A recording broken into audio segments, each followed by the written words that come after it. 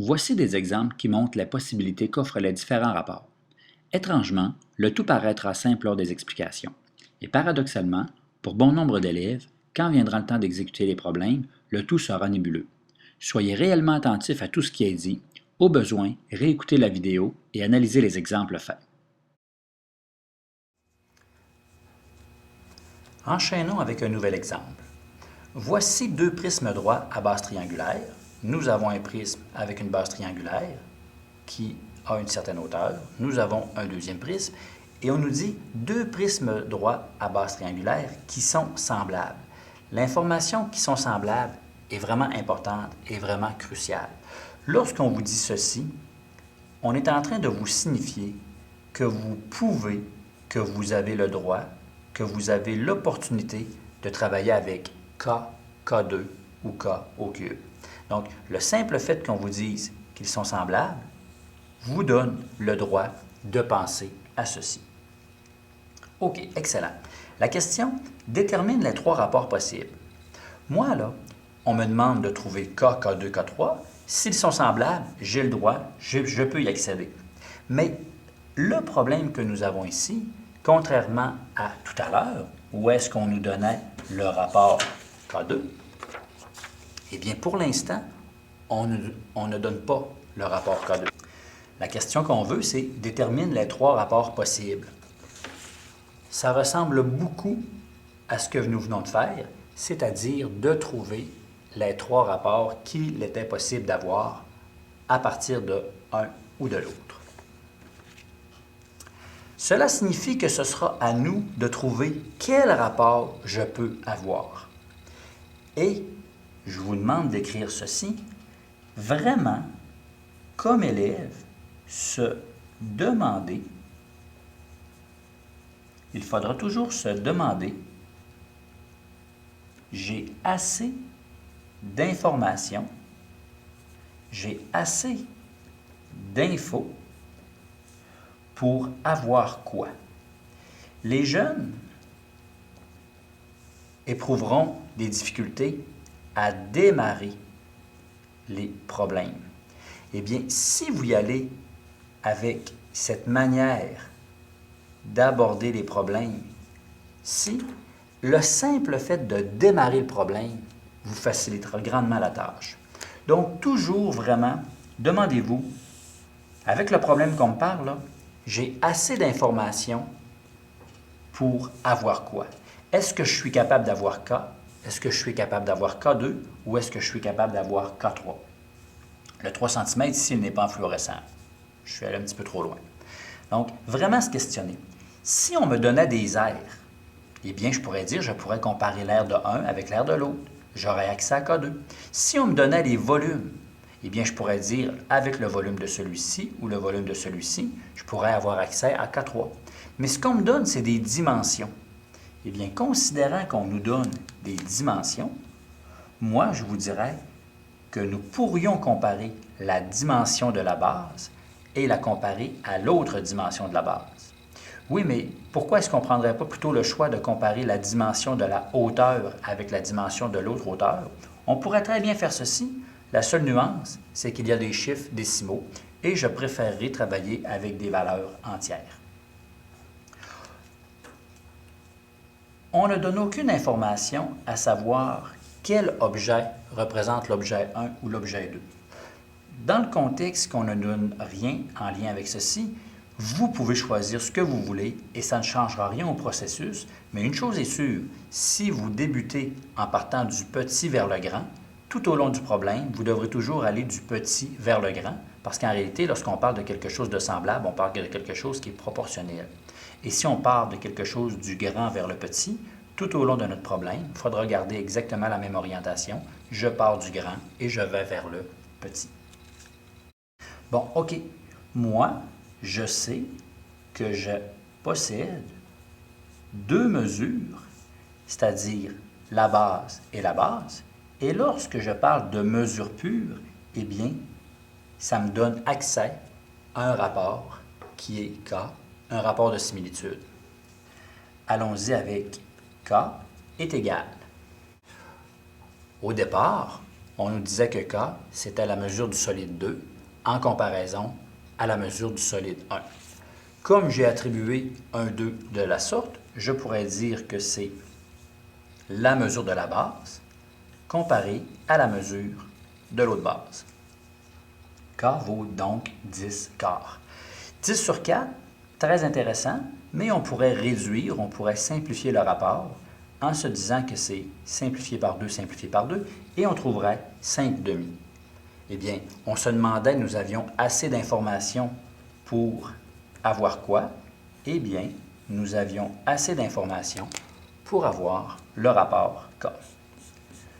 Une fois qu'on a fixé une première entité connue, eh bien, on pourrait facilement aller aux 3 autres rapports qu'on souhaite avoir, c'est-à-dire obtenir K au carré. K à la 2, on sait que c'est l'équivalent de faire K fois K. Comme je connais 5 demi, je pourrais dire c'est 5 demi qui remultiplie 5 demi. Et lorsqu'on effectue K fois K, 5 fois 5, 25, 2 fois 2, 4, ce que ça nous donne exactement ce que l'on souhaite, c'est-à-dire que K2 vaut 25 quarts. J'ai trouvé un rapport. J'aimerais bien avoir le rapport des volumes. Je pourrais exactement de la même manière écrire K fois K fois K, mais sur une base un peu plus savante.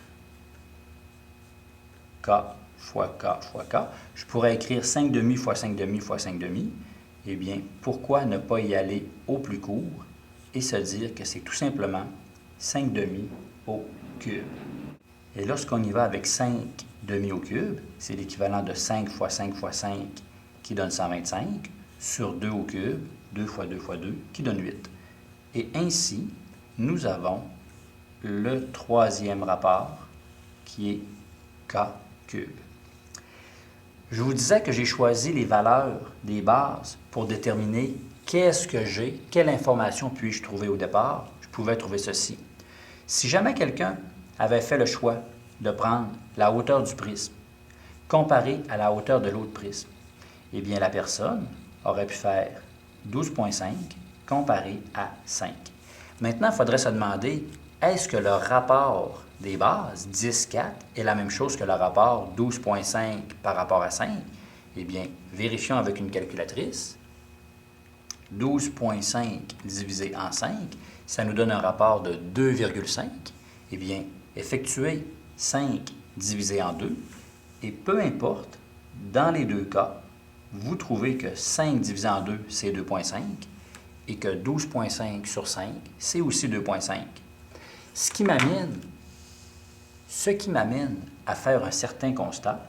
Si le rapport de similitude K est de 5 demi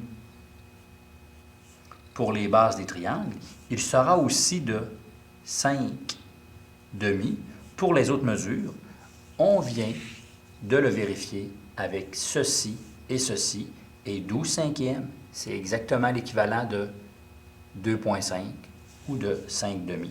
Il en sera de même pour les hauteurs des triangles, il en sera de même pour la hauteur du prisme, et si on changeait de figure, et si on parlait plutôt d'un cylindre, bien si jamais nous avions deux cylindres semblables, il en sera de même pour les rayons ou les circonférences ou toute autre dimension que l'on mesure.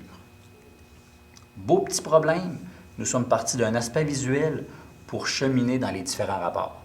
Mais il y a encore beaucoup plus que cela.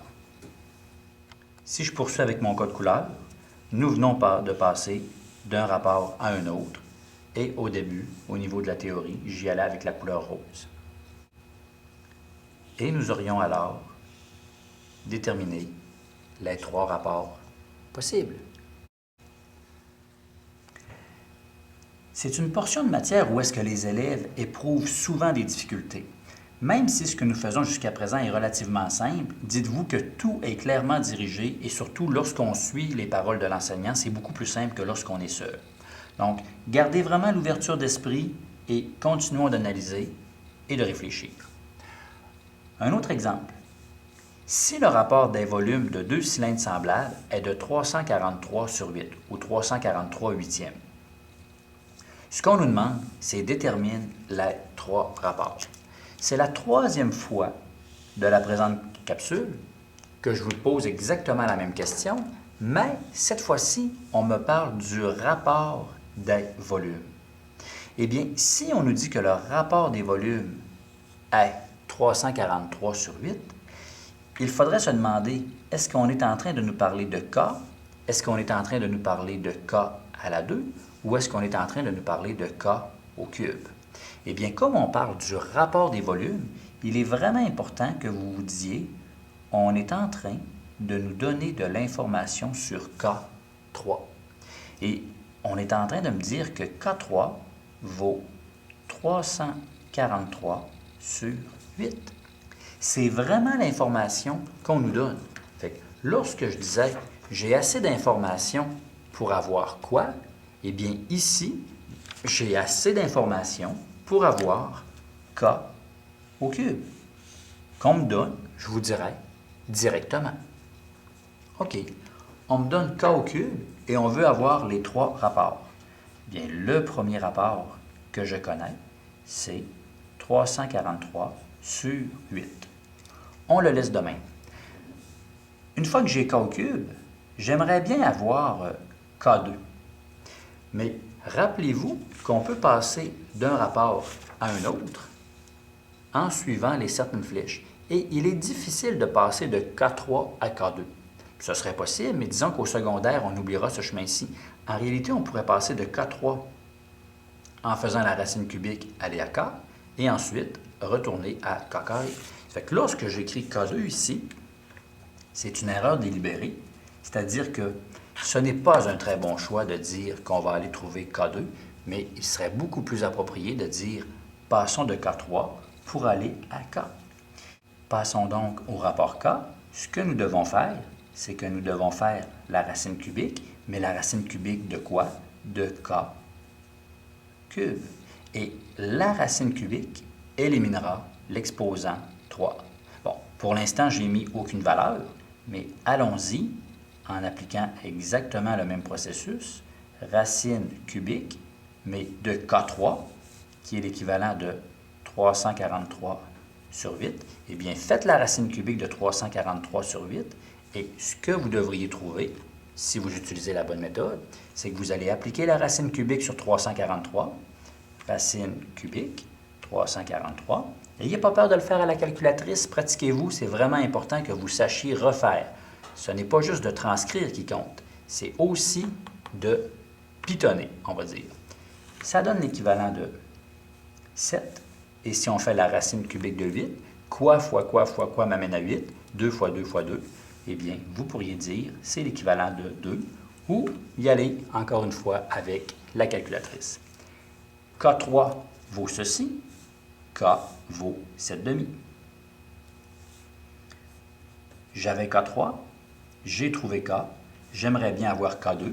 Eh bien, K2, c'est simplement en utilisant K et l'élever au carré.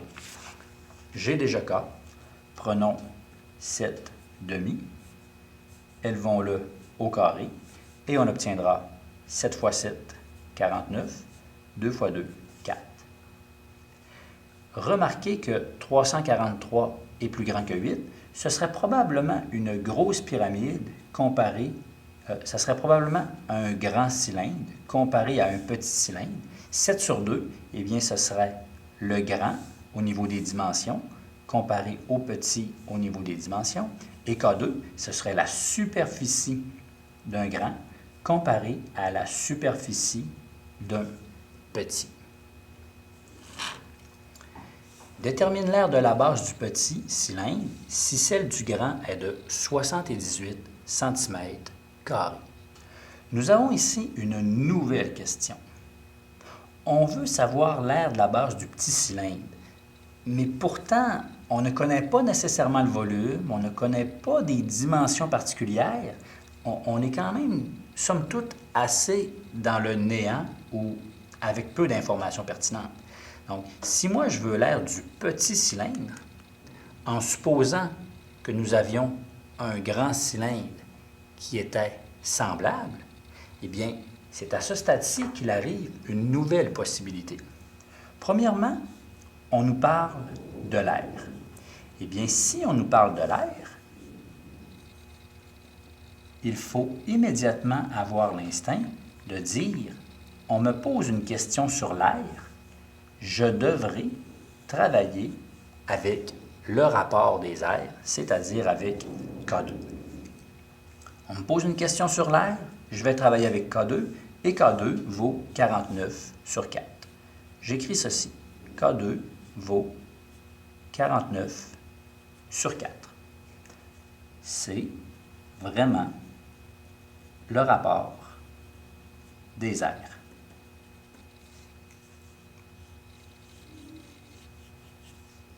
Maintenant, on nous demande de trouver l'air de la base du petit cylindre. Eh bien, dites-vous que si les deux cylindres que j'ai dans les mains étaient semblables, je sais que visuellement ce n'est pas le cas, mais admettons que les deux cylindres étaient semblables, eh bien, ce qu'on peut faire lorsque les figures sont semblables, ce qu'on nous affirme, eh bien, on peut trouver une mesure qui nous convient, longueur, air ou volume, en effectuant une proportion. C'est pour ça qu'ici, j'ai un nouveau code couleur, c'est-à-dire que je vais trouver l'air qu'on demande, mais vraiment en réfléchissant et en me disant, c'est une proportion qui sera mon allié. Et si c'est une proportion, eh bien, je vais écrire que je fais une proportion. Pourquoi l'avoir écrit ici à deux endroits? C'est parce qu'ici, je voulais vous faire penser que oui, ce sera mon allié. Et maintenant, je suis en train d'affirmer, je vais faire une proportion pour l'air. Ici, c'est les calculs, et ici, c'est un peu les pensées que j'ai. Fait que je vais le mettre dans un nuage pour qu'on voit bien que ce sont les pensées. Bien, 49 sur 4, c'est le rapport des airs. Nous, on me dit, détermine l'air de la base du petit si celle du grand est 78. 49, on avait convenu que c'était le grand, et 4, le petit. Eh bien, on me dit que l'air de la base du grand vaut 78. Eh bien, le 78, c'est vraiment grand, petit. Eh bien, l'air du grand, c'est 78. Et l'air du petit, on me la demande.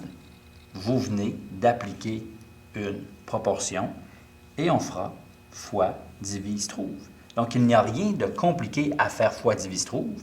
Il n'y a rien de compliqué à utiliser 49 quarts, mais encore faut-il y penser. Et on se dira que x vaut 78 fois 4 divisé par 49. Et lorsqu'on effectue ce calcul, on trouve 6,37. L'air était donné en centimètres carrés. Ça veut dire que pour respecter le rapport 49 quarts, je dois avoir 78 sur 6,37. Eh bien, 49, c'est environ 10 fois et plus, 10-12 fois plus grand que 4. Eh bien, 78 est 10-12 fois plus grand que 6. On voit déjà là que la réponse semble concorder avec ce qu'on pourrait penser. 6,37, c'est l'air de la base du petit cylindre. Nous avons trouvé l'air, c'est 6,37 cm². J'ai oublié de mettre l'unité au carré pour bien représenter l'air. Ajouter cm².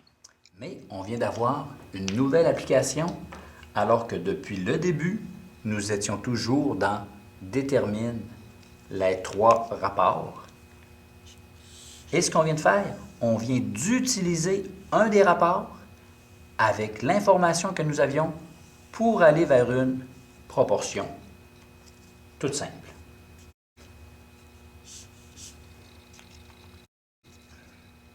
Nous voici maintenant à l'étape du dernier exemple pour cette portion de matière. Ça fait plusieurs exemples, les choses se ressemblent, mais je vous le dis, lorsque vous aurez les problèmes face à vous et lorsque vous serez seul, il faudra vraiment être ingénieux ou vraiment appliquer la manière que nous avons vue jusqu'à présent. Soit deux pyramides semblables. On nous affirme qu'elles sont semblables. On nous dit que l'aire de la base d'une des pyramides est de 2 cm², alors que celle de l'autre est de 18 cm². La hauteur de la première mesure 23 cm. Excellent. Détermine la hauteur de l'autre pyramide. Bon, on nous dit l'aire de la base d'une des pyramides est 2 cm². On nous dit que celle de l'autre est de 18 cm². Et en plus, on nous parle de la hauteur d'une des pyramides. La question, détermine la hauteur de l'autre pyramide. Il n'y a aucun dessin, il n'y a aucun schéma, que des mots. Allez-y vraiment avec l'information de base qui nous disait vraiment se demander, j'ai assez d'informations pour avoir quoi? J'ai assez d'informations pour obtenir lequel de ces trois rapports? Et si vous êtes juste capable de commencer à répondre à cette question-ci, eh bien, je vous dirais que le reste du problème s'enchaînera de manière assez simple. Bon, bien, je vais y aller vraiment sur une base répétitive. Assez d'infos pour avoir 3 petits points. On me parle de l'aire d'une base et on me parle de celle de l'autre. Donc, si on me donne 2 bases ou l'aire de 2 bases, normalement, vous devriez immédiatement penser que nous avons assez d'informations pour avoir K carré. Le début du problème se passe vraiment ici. C'est avec K2 que débutera le problème. Eh bien, allons-y en se disant que K2 est égal. On ne dit pas nécessairement quelle pyramide est la première ou la deuxième, donc l'ordre n'a pas d'importance. Je vais y aller avec 2, qui est l'aire de l'une, comparaison avec 18, qui est l'aire de l'autre. Ce serait l'aire de la petite, parce que 2 est plus petit, par rapport à l'aire de la plus grande, parce que 18 est plus grand. Si nous avons 2 sur 18, eh bien, on pourrait se dire que K2 est équivalent à 2/18 lorsqu'on le réduit. Eh bien, ce serait l'aire de la petite avec l'aire de la grande, ou ça pourrait être la pyramide 1, comparaison avec la pyramide 2. À ce stade-ci, ça n'a pas d'importance. Tout ce qui compte, c'est que si vous prenez petit sur grand, eh bien, lorsque nous irons plus loin, on poursuivra exactement avec le même ordre. Si K2 est égal à ceci, alors nous allons utiliser le processus de se promener d'un rapport à un autre et on nous demande la hauteur de l'autre pyramide. Eh bien, nous, ce qu'on peut faire, c'est qu'on peut, à partir de K2, facilement trouver K. Et tout ce qu'on doit faire, c'est que pour passer de K2 à K, on doit effectuer une racine carrée.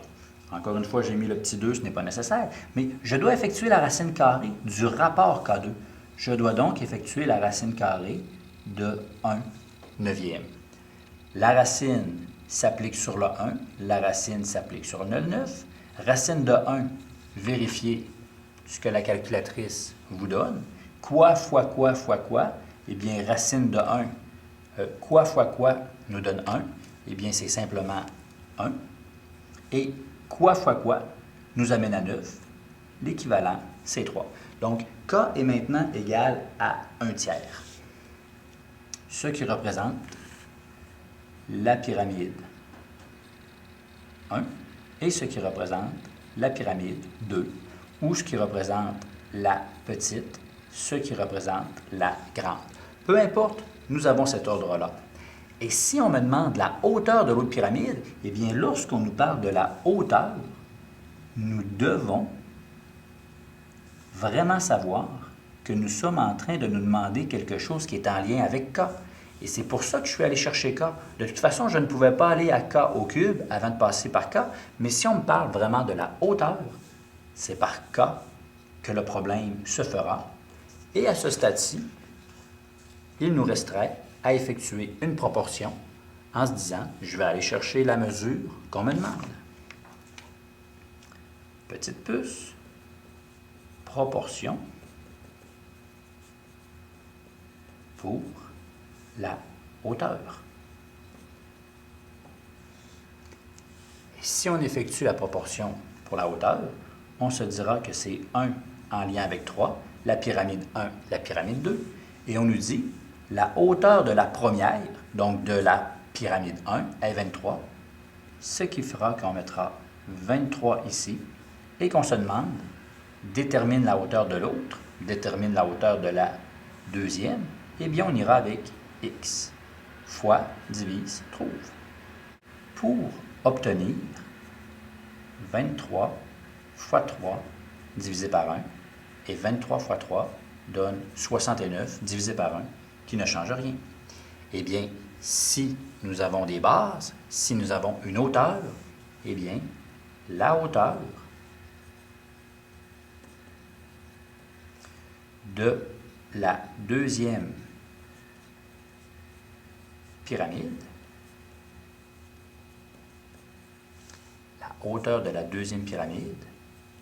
est 69 et les mesures étaient données en centimètres, ce qui fera 69 centimètres pour la réponse souhaitée. Problème évolutif. Nous avions assez d'informations, nous sommes allés chercher, nous avons fait une proportion. Excellent. Une sous-question qui terminera le dernier exemple. Détermine le volume des deux pyramides. On nous dit que l'aire de la base de l'une des pyramides est de 2, alors que celle de l'autre est de 18, et la hauteur de la première, ça veut donc dire que la base de la première vaut 2 et la hauteur de la première vaut 23. Eh bien, on nous demande les volumes. Rappelons-nous qu'il y a des formules pour les pyramides pour le volume, et la formule est intégralement l'aire de la base fois la hauteur divisé par 3. On me parle des deux pyramides. Je pourrais dire que ceci est la première pyramide. On me demande le volume, l'aire de la base, sans savoir si c'est un carré, sans savoir si c'est un polygone, sans aucune information. On me dit que l'aire de la base est 2, que la hauteur est de 23. Eh bien, si vous voulez le volume, vous devez faire 2 fois 23 divisé par 3, ce qui donnera l'équivalent de 15,33.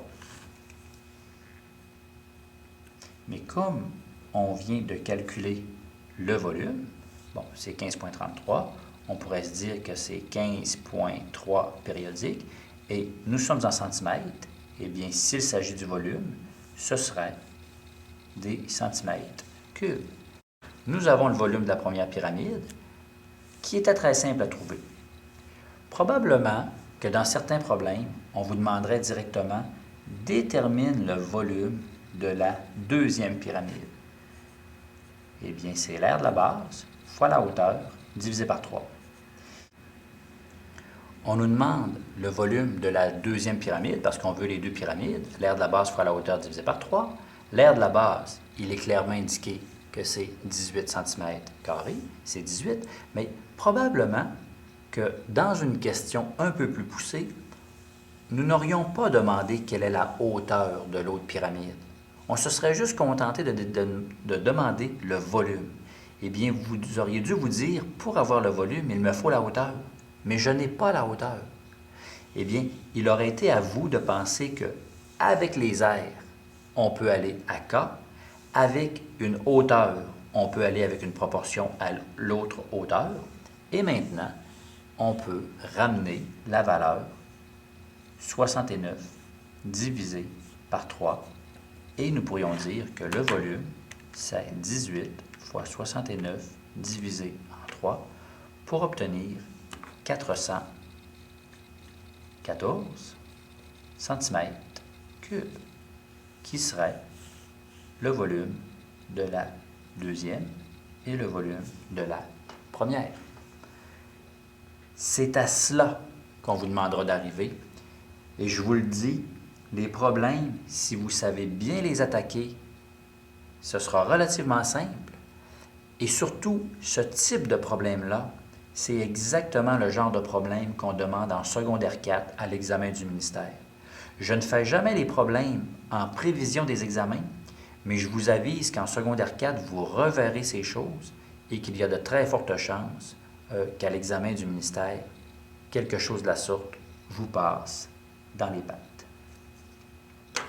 Je voudrais revenir avec l'exemple qui est ici, toujours dans un souci d'être clair.